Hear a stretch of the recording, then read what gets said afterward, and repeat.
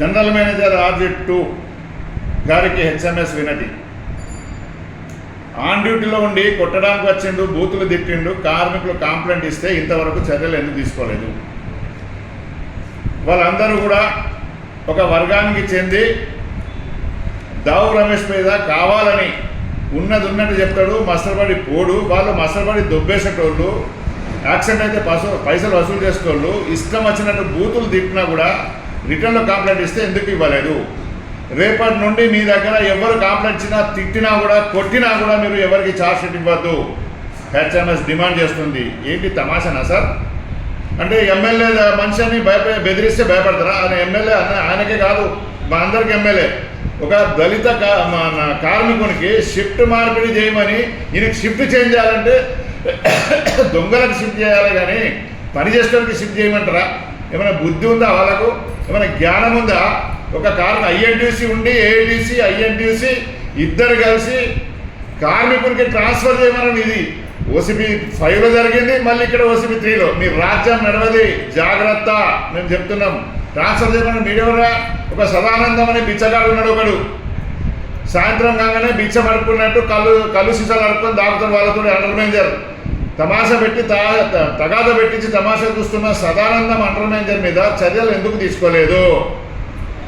తాగి ఉన్నాడని ప్రూఫ్ అయింది, ఒక ఆఫీసరే తాగి ఉన్నాడని ప్రూఫ్ అయినా కూడా గొట్టం నోట్లో పెట్టే దొరికింది, ఇంకా అతని మీద చర్యలు తీసుకోలేదు. వీళ్ళందరూ కూడా ఆయన చెంచాలు. కొంతమంది ఆయన చెంచగిరి చేసుకుంటూ ఆయన ఫ్రీగా వదిలిపెడతాడు, ఎగేస్తాడు, తగాద పెట్టిస్తాడు. ఆ సదానందం అండర్ మేనేజర్ను GM గారు మీరు ట్రాన్స్ఫర్ చేయకపోతే ఇది కరెక్ట్ పద్ధతి కాదు, రిపోర్ట్ ఉంది మీకు, అన్నీ ఉన్నాయి. దోపిడీ చేస్తున్నారు, బేస్ వర్క్షాప్లో చేసినట్టు అసలు మనిషిని వదిలిపెట్టి ఒక క్లర్క్ను ట్రాన్స్ఫర్ చేసిండ్రు, దొంగ మస్తలు వేసుకొని పక్కన పెట్టి ఒక క్లర్క్ను ట్రాన్స్ఫర్ చేసిండ్రు. ఇక్కడ కూడా అదే జరుగుతుంది. మాట్లాడితే హెచ్ఎంఎస్ కార్యకర్తలకు ఛార్జ్ ఫోన్ పట్టుకుని ట్రాన్స్ఫర్ ఇస్తారట.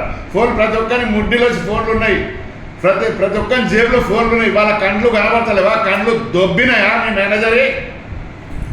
మా కార్యకర్తలే ఫోన్ కనబడంగానే ఛార్జ్ షీట్.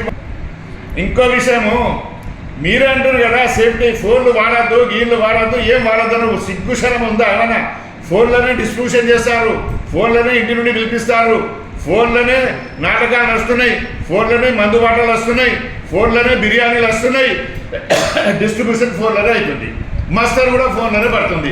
ఇంకా ఇంతకంటే బేషరంగా పనిచేస్తున్న OCP 3 అధికారులపైన చర్యలు తీసుకోకుండా న్యాయంగా నీతిగా పనిచేసే హెచ్ఎంఎస్ కార్యకర్తలు ముట్టుకుంటే మాత్రమే బండారం బయట పెడతాం. మరి IR ప్రాబ్లం రాకుండా చూడాల్సిన బాధ్యత జనరల్ మేనేజర్ కాదని నేను డిమాండ్ చేస్తున్నాం, హెచ్చరిస్తున్నాం.